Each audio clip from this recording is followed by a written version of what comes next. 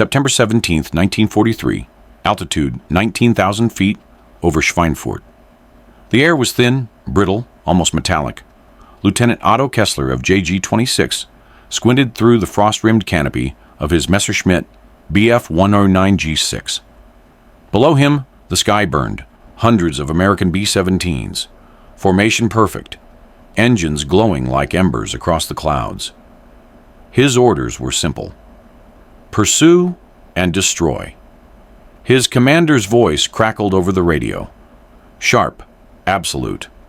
Don't follow them above 20,000. Their engines can't handle the climb. But as Kessler pulled back on the stick, the wounded bombers kept rising, impossibly steady, one with half a wing missing. His altimeter ticked past 21,000. "Pull up now!" his wingman screamed. He ignored it.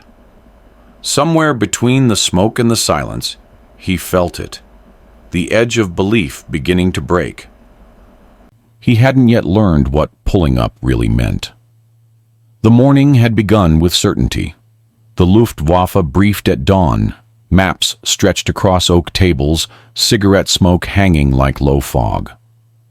September 1943, Operation Point Blank in full swing. The Americans had done the unthinkable, daylight bombing deep into Germany itself. To the generals, it was arrogance. To the pilots, it was invitation. Lieutenant Otto Kessler, 24, sat near the back of the hangar with his flight helmet resting on his knee. His uniform was pressed to regulation, but the cuffs of his gloves were worn thin. Across the table, Colonel Adolf Gallen's orders echoed from a gramophone replay, a voice recorded the night before. "They are clumsy machines. They are brave, yes, but bravery will not protect them from German steel." The men laughed. They believed it. The Messerschmitt Bf-109G6, they were told, was the perfect predator. Faster climb, sharper roll, heavier cannon. One burst from the 20mm MG-151, and a B-17 would peel open like a tin toy. Kessler wrote the words "clean kill" in his flight log that morning. Out of habit, not conviction. Outside, the airfield near Würzburg stank of fuel and thawing mud. Mechanics worked in silence under tarpaulins, tightening bolts with frozen fingers. The engines coughed awake, one after another. 12 planes, the fourth staffel of JG-26. Schlageter. Kessler's aircraft bore the yellow band of Defense Command, his own personal mark, a small white hawk painted under the canopy. He climbed in, tightened his oxygen mask, and listened to the hum of the Daimler-Benz DB 605A engine building beneath him. It was supposed to be the pinnacle of German engineering. 12 cylinders, liquid-cooled, with mechanical precision down to the gram. He trusted that sound more than the propaganda speeches. But the truth had been creeping in for months. Every time the Americans returned, they came back stronger. Each raid, Regensburg, Schweinfurt, Bremen, claimed dozens of bombers, yes. But for every one that fell, another took its place. A machine war Germany could not match. The Reich built planes by the hundreds. America built them by the thousands. And yet the officer still said, "They are amateurs. Their courage will burn out before our fuel does." Kessler wasn't so sure anymore. 2 weeks earlier, he had escorted a squadron near Hamburg. They attacked a formation of B-24 Liberators at dawn. He had seen one of them, riddled with holes. Both engines on the right side dead, still flying straight, still level. It didn't break formation, even as fire poured from its wings. That image haunted him more than the wrecks they'd shot down. Now, as the briefing ended, he lit a cigarette with trembling fingers. His wingman, Lieutenant Hans Wöhringer, grinned and slapped his shoulder. "Otto, they can't run forever. You'll see. One burst, and they'll scatter like pigeons." Kessler nodded. He didn't argue. But somewhere deep inside, the arithmetic no longer added up. At 10:22, the scramble order came. Engines roared. Wheels lifted from frozen soil. The horizon turned to silver. They climbed through cloud. 12 Messerschmitts in tight formation. Below them, the first American contrails appeared. Thin white scars drifting east to west. The Schweinfurt ball-bearing plants were their target, the factories that fed Germany's war machine. Everyone knew if those plants fell, production would choke. That was why every fighter within reach had been called to defend it. Eagle 1 to all aircraft. Intercept vector 084, altitude 18,000. Engage at will. Kessler adjusted his trim, leveled his climb. His breath came in bursts through the rubber mask, fogging the inside of his canopy. He could feel the cold creeping through his boots, up his legs. And then, there they were. A black wall of bombers. 70, maybe 80, flying with the geometry of gods. Sunlight struck the aluminum skins until the whole sky looked aflame. The formation didn't waver, even under flak. They moved like one body, one will. Verdammt, Veringer whispered over the radio. How do they hold formation under that? Kessler didn't answer. He was staring at the lead ship, call sign visible through binoculars, DFA, a B-17F from the 305th Bomb Group. He'd seen its squadron before over Regensburg. He thought it had been destroyed. Yet there it was, still leading, still climbing. The German wings split for attack. Kessler followed procedure, approach from above, sun behind, dive at 45 degrees. But as he rolled in, something caught his eye. The tail gunner of the lead B-17 wasn't firing. He was waving, a flick of the hand, 2 fingers, then a salute. Kessler hesitated. His gun sight trembled over the bomber's flank. He could see every rivet, every scar from past missions. Then his radio crackled. Schlageter 4, why are you not engaging? He pressed the trigger halfway. The guns hummed once, then jammed. A puff of smoke curled from the nose. Verdammt, he hissed. He banked away, shaking his head. When he leveled again, the bomber formation was still there, still flying, still rising. For the first time since he'd joined the Luftwaffe, Otto Kessler realized something no officer had ever dared say aloud. They were not fighting machines. They were fighting an idea. He checked his altimeter. 19,000 and climbing. The air thinned, the truth thickened. By noon, the sun had turned white and merciless above Germany. The cold no longer felt like weather. It felt like judgment. Every breath through Kessler's oxygen mask came thin and sharp, as though he were breathing glass.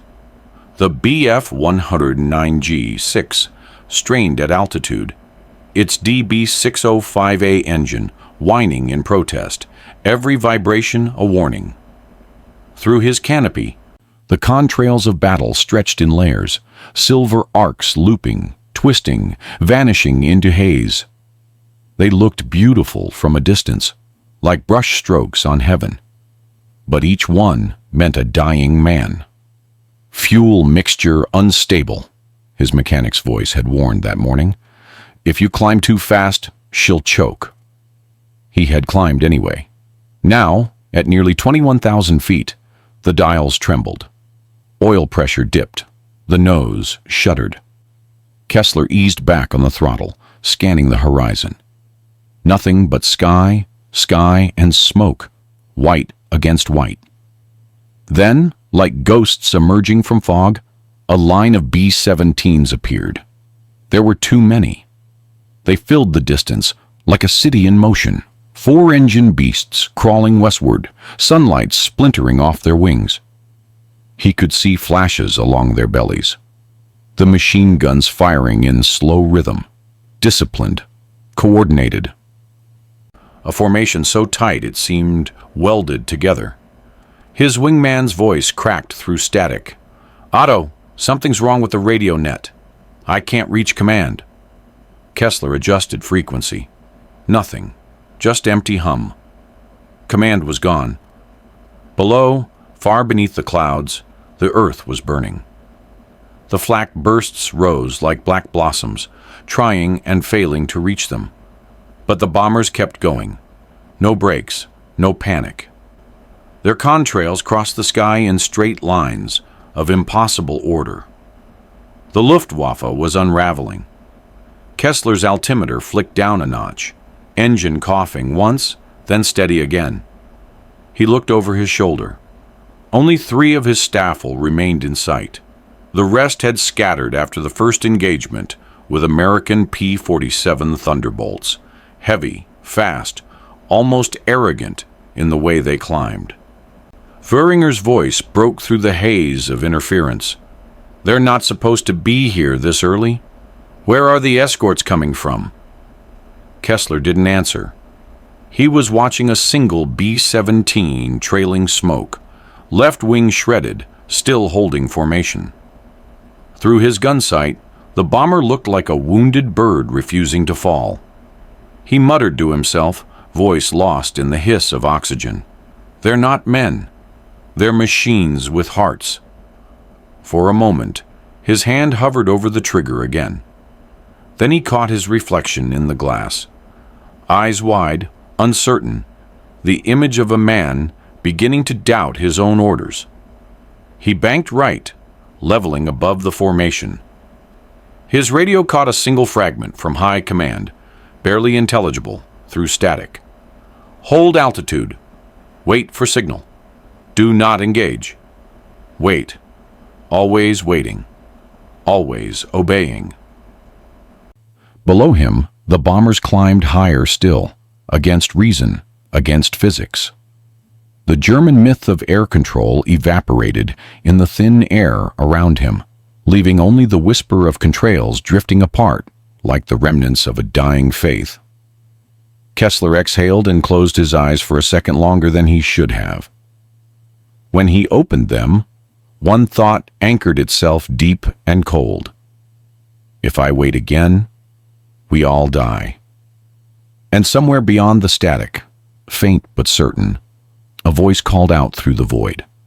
American, calm, unhurried. Hold formation. We make it together.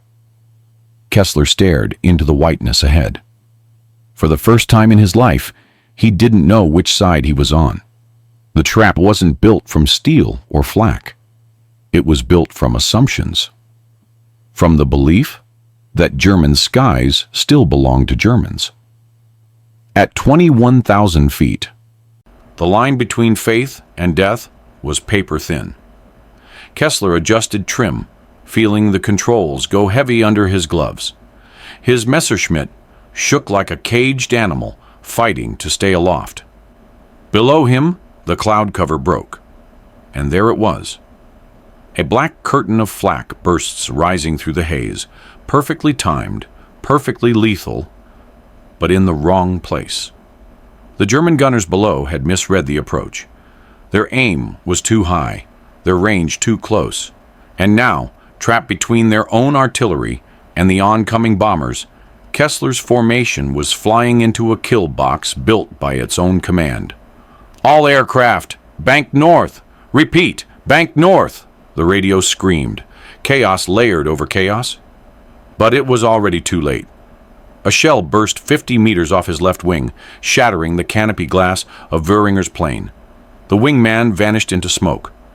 2 more Bf-109s dove instinctively to escape, their contrails spiraling downward like falling ropes. Kessler steadied his breath. Through the shattered glass of his canopy, he could see the B-17 formation breaking slightly, an impossible maneuver at that altitude. One bomber, its nose red with blood and frost, was drifting out of line, smoke trailing like ribbon from its right engine. He expected it to fall. It didn't. Instead, its wingmen slowed, They slowed to let it back in. Kessler stared in disbelief. No one in the Luftwaffe would ever have done that. Not in the middle of fire. Not when speed meant survival. Yet the Americans were doing it, flying into danger, just to keep one crippled aircraft alive. His altimeter dipped, 20,300 feet. The pressure warning light blinked red. He leveled out, trying to regain bearings.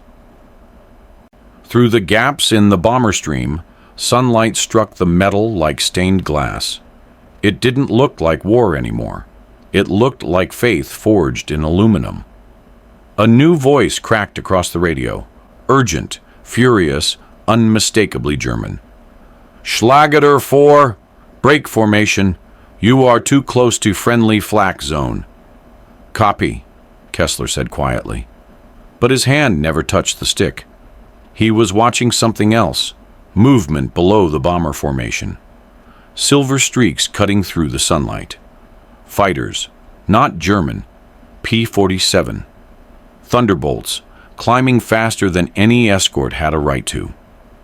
They'd caught the Luftwaffe from the east, out of the morning glare. Within seconds, the first German tail exploded into shrapnel. The clean symmetry of the sky disintegrated into chaos. Kessler rolled hard left, diving through the contrail layer. The air screamed past his canopy. He caught a glimpse of a thunderbolt, a beast of an aircraft, all muscle and no elegance, hammering rounds into a fleeing Focke-Wulf below. The sheer power of it stunned him. Mein Gott, he whispered. He leveled again, heart pounding, and saw what no one at headquarters would ever believe. The B-17 formation tightening, using the chaos to regroup. Smoke and fire everywhere, but they were holding together, as if they had practiced even for this. In his headset, the voice of his commanding officer cut through static. Maintain altitude. Form defensive line. The Führer demands resistance at all cost. But resistance to what? To physics? To reason? To the truth that the Reich's perfection was crumbling at 400 miles per hour? Kessler's instruments flickered. Fuel low. Oxygen unstable. His squadron gone. Only static now. Only him. He looked down again at the red-nosed B-17, the wounded one. It was still there, still rising. Smoke bled from its fuselage, but the engines held, rhythm steady as a heartbeat. His jaw tightened, his fingers hovered over the trigger. He could end it. One burst, and that impossible miracle would fall burning into the fields below. But then he saw the nose gunner again, not aiming, not firing, just staring back, through cracked glass, through freezing wind, and in that heartbeat, Kessler understood the trap. It wasn't theirs. It was his. A perfect web of pride and obedience spun by men who never flew, never saw, never bled. He didn't dive. He didn't fire. He climbed. Below him, the sky fractured into smoke and mercy, and the man who had believed in control felt, for the first time, free. The smoke thinned. The air turned blue and cruel again. Kessler leveled his climb, wiping frost from the inside of his canopy with a trembling glove. His oxygen mask hissed softly. Below him, the battle had disintegrated into chaos. Spirals of black smoke, flashes of burning magnesium, shards of wings tumbling through sunlight. He should have been thinking about escape, about altitude and bearings. Instead, he found himself staring at that one impossible B-17, still holding the line. Its fuselage was torn open behind the left wing, an open wound of steel and fire. Through it, he could see movement. Men. They weren't retreating. They were working. 2 gunners dragging ammunition belts through flame. The radio operator beating at sparks with his jacket. The waist gunner firing in bursts, steady, deliberate. Kessler watched through binoculars as the number 3 engine sputtered, then caught again. Impossible. The propeller blades were bent, the cowling dented black from heat, but it kept spinning. Even higher, even faster.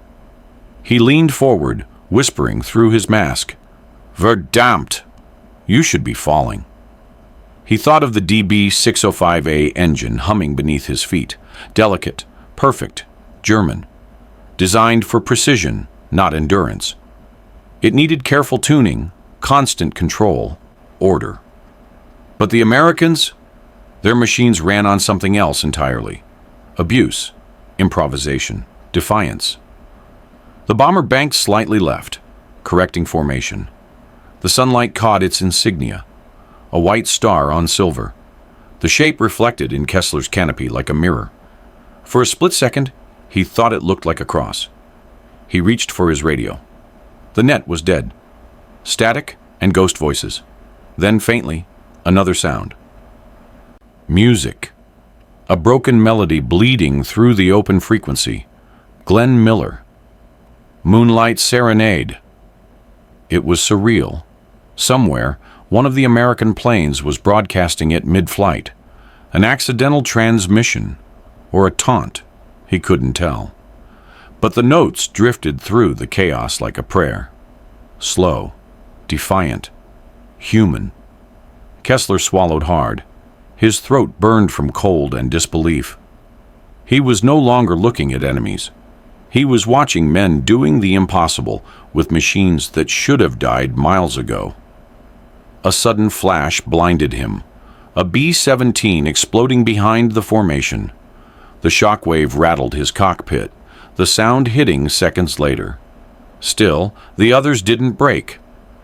And as the smoke cleared, Kessler whispered, not to them, but to himself.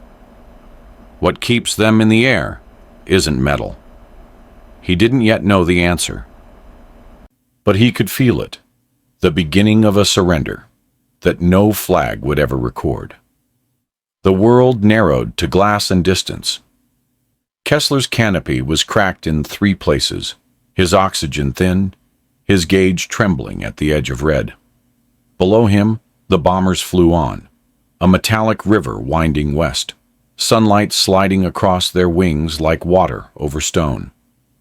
He leveled his Messerschmitt beside one of them, close enough now to see the paint blistered from heat, the aluminum warped by flak.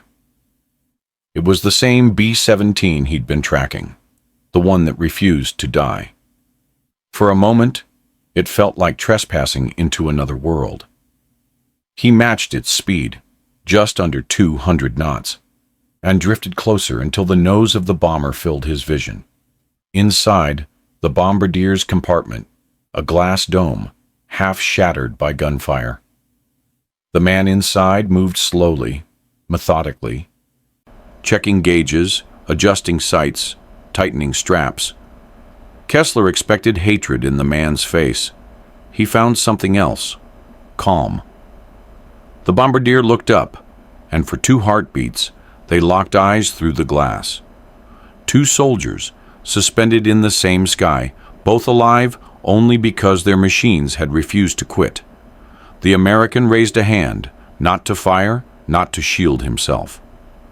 A salute. Kessler froze. His hand, resting on the trigger, didn't move. The moment stretched between them, fragile as frost. A sharp burst crackled in his headset. "Schlageter 4! Engage, damn you! Engage or I'll have you court-martialed!" He didn't answer. The American still held his salute. Behind him, another man, maybe the navigator, was helping a wounded crewman into a seat. Even through the fogged glass, Kessler could see the blood. He could also see the discipline, the grace. He imagined his own cockpit after a hit, panic, shouting, orders. Here, there was none of that, just men doing what had to be done. He remembered Egalin's speech, how he'd said, "Americans are workers, not warriors. They fight like factories." But that was a lie. Factories didn't bleed. Kessler exhaled, steadying the trembling in his hands. The voice came again, shrill with fury. "Do you copy, Schlageter 4? Fire! Fire!" He reached for the transmit key, pressed it halfway, and said only, "Negative." Then he pulled the throttle gently back and climbed. The bomber dropped beneath him, the salute still frozen in his vision. For a long minute, he didn't think of the Reich, or victory, or honor. He thought of the faces in that glass nose, faces that refused to hate him back. The radio went silent. The war, for that moment, did too. Up there, in the thin air where sound died and truth lived, Kessler finally understood the cruelty of obedience. "Perhaps mercy," he whispered, "is the last rebellion left to a soldier." He climbed higher into the cloud, the B-17 fading below, its engines humming like a distant hymn. And as the cloud swallowed him whole, he realized the sky had stopped feeling like home. At 22,000 feet, the sky stopped being blue. It turned to silver, thin, lifeless, godless. The Messerschmitt's engine coughed once, then steadied. Kessler wiped condensation from his canopy and looked down through the thinning cloud. Below him, war had turned into geometry. Lines, circles, bursts of black smoke and fire drawn across the pale canvas of heaven. He wasn't supposed to still be there. His orders had been clear: disengage, return to Würzburg, refuel. But the thought of returning to command, to the same blind words and measured lies, made his stomach twist. The radio snapped to life again, broken but frantic. "Schlageter Squadron! You are crossing friendly flak range. Repeat, hold altitude and clear the zone." Through his cracked canopy, he saw it, the nightmare of every Luftwaffe pilot.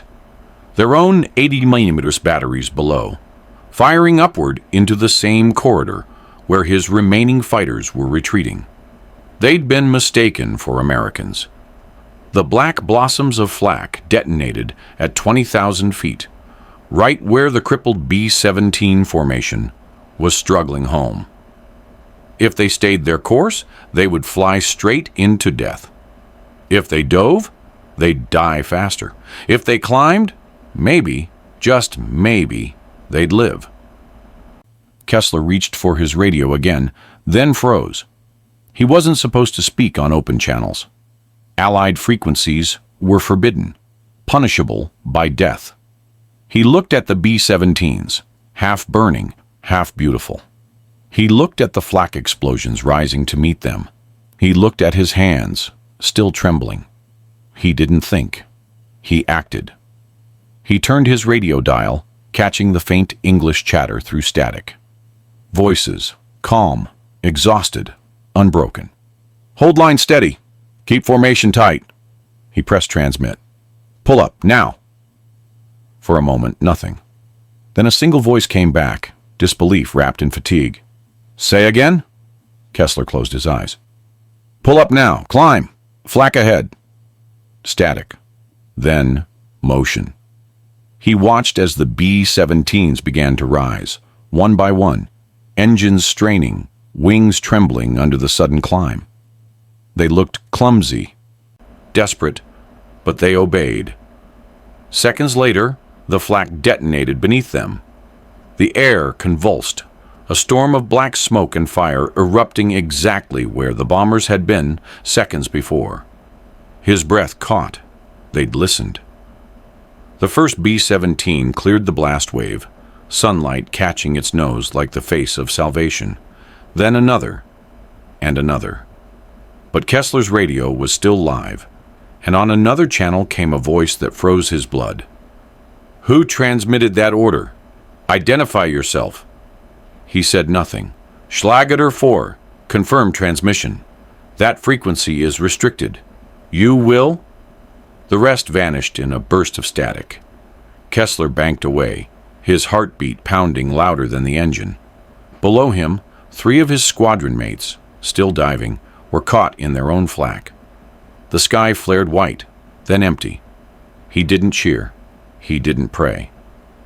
He just flew into the wind, into silence. The world behind him was falling apart, but somewhere in that ruin, 12 bombers were still climbing because of 2 forbidden words. Pull up now. And though he didn't know it yet, that single act of defiance had already written his name out of the Luftwaffe and into something far greater than obedience. When the fuel light flickered amber, Kessler knew he wouldn't make it home. The Messerschmitt's engine sputtered, uneven, coughing like a dying animal.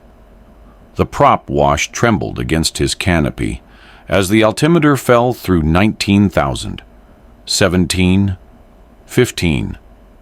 He cut the throttle, letting gravity do the rest. The war was behind him now, somewhere above the clouds, a black smoke halo over Bavaria. Below, the earth waited, quiet and white. Fields, woods.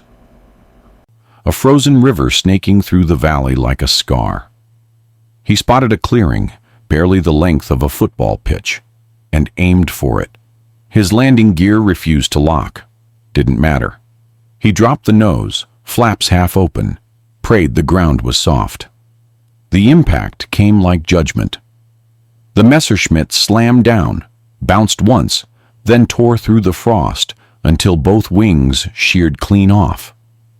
The cockpit filled with dust and the smell of hot metal. When the noise stopped, he sat still, hands gripping nothing, engine hissing its last breath. Somewhere in the distance, church bells were ringing. He kicked the canopy free, crawled out, and collapsed into the snow. His flight suit smoked. His goggles were cracked. For a moment, he lay there listening, not to engines or flak, but to silence. The sky was empty now. He pulled his gloves off and stared at his hands, blackened, trembling, streaked with frost and oil.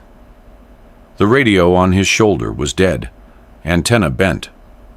The frequency knob had frozen in place on the Allied channel. He'd risked everything for 12 strangers who would never know his name. Villagers found him before the military did. A farmer and his son dragged him to a barn, wrapped him in blankets. They asked if he'd shot anything down. He just shook his head. Within hours, Luftwaffe patrol trucks arrived, officers in leather coats, boots spotless, words sharp as ice. They questioned him inside the farmhouse kitchen, maps and coffee stains spread over the table. Your report says you broke formation. Yes, Herr Major. You failed to engage. Yes. And you transmitted on an enemy frequency? Yes. The room went still. The stove crackled. You saved American bombers? The officer finally said. I saved pilots, Kessler replied quietly. That's all. They didn't hit him. They didn't need to. The silence that followed felt worse. One of them scribbled something on a notepad, mutinous conduct during engagement, and left the page open just long enough for Kessler to see. 2 days later, he was reassigned to Flugzeugführerschule AB 116, a training school outside Kassel. Temporary transfer, they called it. Everyone knew what it meant. He would never fly combat again. At night, he could still hear the words echoing through his mind, his own voice buried in static. Pull up now. He had climbed higher than any order would allow, and for that, he had fallen further than any enemy could push him. The Reich would forget his name. But somewhere, flying west through snow and silence, 12 American bombers would live because he disobeyed. And in the quiet that followed, Otto Kessler finally understood.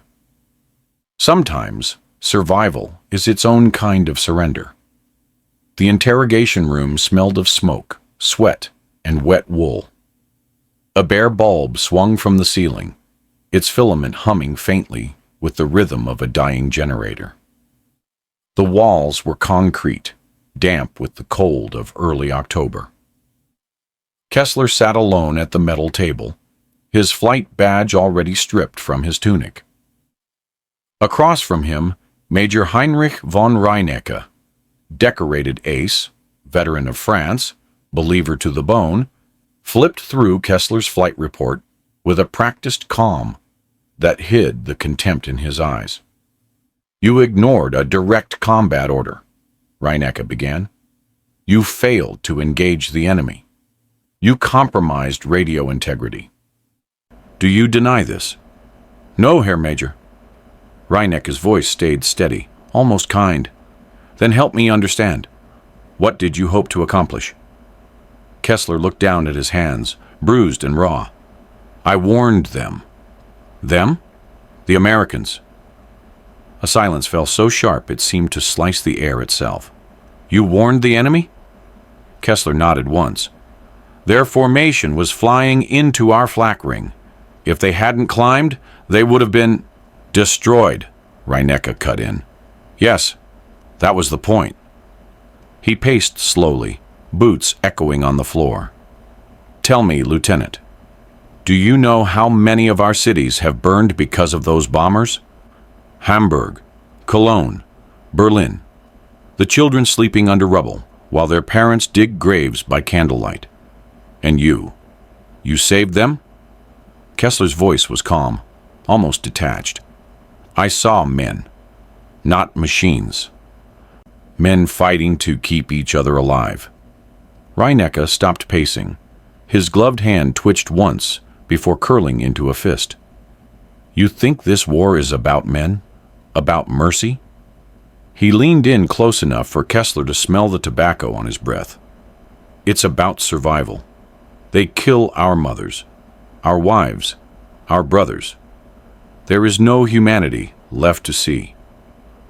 Kessler looked up, eyes hollow. "Then perhaps that's why we're losing." The words hung there, trembling like a live wire. Reinecke's jaw tightened. He didn't shout. He didn't strike. He simply turned away and closed the file. "Effective immediately, you are relieved of flight status. You will remain at Flugschule 116 for reassignment. No mention of this incident will appear in official records. Consider yourself fortunate, Lieutenant. Mercy seems to have found you too." He left without looking back. The door shut. The light buzzed. Kessler exhaled, his breath visible in the cold. For the first time since the war began, he felt no hatred, no pride, just exhaustion. He reached for the pen left on the table and wrote a single line on the margin of the report before the guards returned. "Obedience without thought is not courage." When they took him away, he didn't resist. Outside, night had fallen over Kassel. The sound of engines echoed faintly in the distance. Allied bombers, somewhere far above, tracing white arcs across the stars. He looked up through the window's narrow slit. The same rhythm, the same defiance. He wondered if the men he'd saved were up there now, flying home, alive because of a voice they'd never know belonged to him. And for the first time in years, Otto Kessler smiled, not in pride, but in peace. Spring 1945. The war that once roared like thunder now hummed like a funeral hymn. Kessler stood outside the hangar of Flugschule 116, his breath clouding in the cold dawn. The training airfield was nearly deserted, half its aircraft grounded for lack of fuel, the other half cannibalized for parts. Germany was dying from the inside out. In the distance, he could still hear them. Engines. Hundreds, no thousands, of them.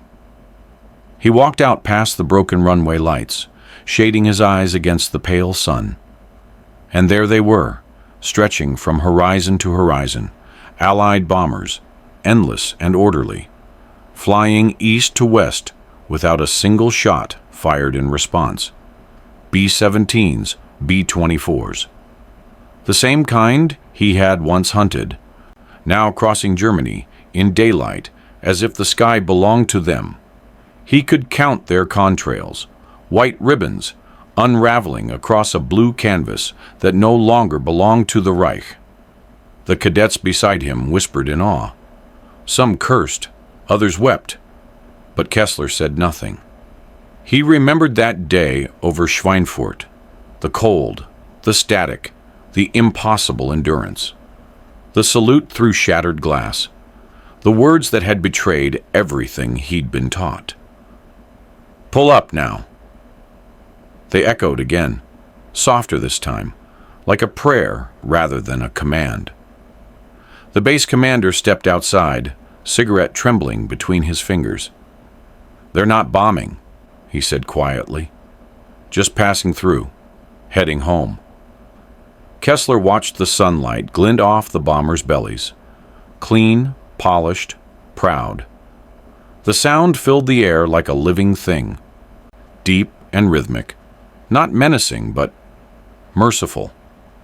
He thought of the propaganda films, the lies about weak Americans, cowardly pilots, soulless machines. And yet here they were, disciplined, patient, restrained. Power without cruelty. It wasn't humiliation he felt. It was something far heavier. It was understanding. The engines droned for nearly 5 minutes, a river of power and forgiveness rolling over him. Every vibration in the air shook something loose inside. The pride, the obedience, the blind certainty that had defined him. He thought of von Reineke's words, "Mercy has no place in war." And he realized, standing there, in the shadow of his ruined airfield, that mercy was the only thing left that still felt human. A cadet beside him asked quietly, "Herr Leutnant, are they ours?" Kessler smiled faintly. "No," he said, "but they're still flying. That's what matters." The last formation passed overhead, sunlight fading behind it. The air fell still again, leaving only echoes and the faint smell of spring rain. He closed his eyes. For the first time, the sound of engines didn't bring him fear. It brought him peace. Because in that endless, unbroken roar, he could still hear it, the heartbeat of something greater than any nation. And it wasn't German. It was human. Autumn, 1947. The war was over, but for Otto Kessler, the sky had never stopped echoing. He lived quietly now, in a rebuilt village near Kassel, teaching glider lessons to boys who had never seen battle, only rubble. The war lived in their father's silence and their mother's eyes, not in their own memories. They called him Herr Lehrer, never knowing who he had once been. Each afternoon, when the wind was right, he would walk the narrow runway alone. The smell of cut grass replaced the scent of fuel and cordite. The glider beside him, light, skeletal, fragile, waited with patient grace. He would strap in, check the windsock, and pull forward on the tow line. As the ground fell away, the world turned quiet again. Only the whisper of air over the wings, only the heartbeat of the climb. No engine, no radio, no orders. And somewhere between the clouds, the memories would return. The frozen air, the silver sky, the voice across static. "Pull up now!" He had disobeyed. He had lost everything. Yet every time the glider caught a thermal and lifted, he understood what he had gained. Freedom not from nations or uniforms, but from obedience itself. The higher he climbed, the smaller the world became. The villages, the flags, the graves. Down there, men still argued about victory. Up here, there was only air, and gravity, and truth. He would reach the top of the current, level the wings, and look west. Always west. where the bombers had flown home, where the sound of mercy had once filled the sky.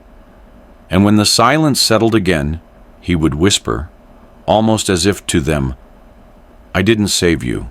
You saved me." He kept one page from his old logbook folded in his pocket, edges worn smooth by years of handling. The ink had bled, the words barely legible. Pulled up, they lived. He would read it, close it, and smile faintly. Because sometimes the altitude of a man isn't measured in meters, but in what he chooses to rise above.